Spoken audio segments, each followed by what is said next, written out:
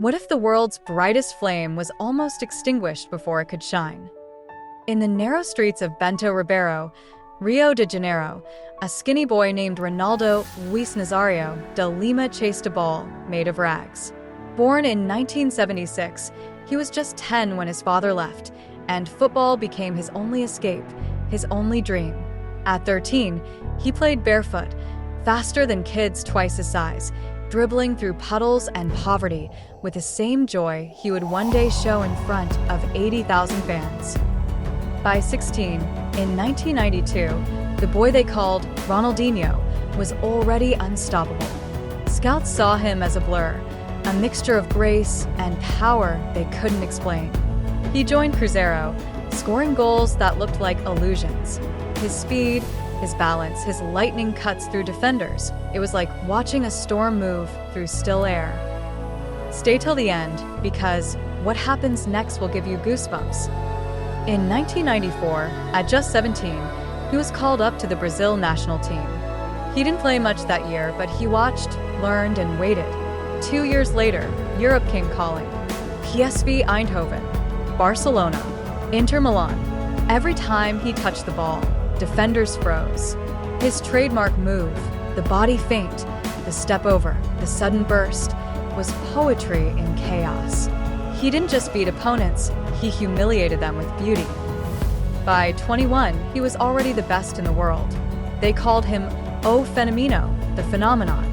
He had everything: speed like lightning, control like art, and finishing that felt inevitable.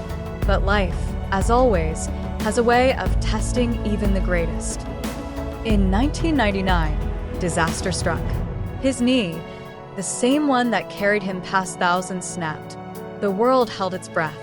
And when he returned in 2000, it happened again, worse this time. Doctors said he might never walk properly, let alone play again. For most, that would have been the end. For Ronaldo, it was the beginning of something greater. He spent years in silence, fighting, rebuilding, crying, believing. The cameras forgot him. The headlines moved on. But in the shadows, the phenomenon was rising again. Then came 2002, the World Cup. Brazil needed a hero. And there he was, with a shaved head and fire in his eyes.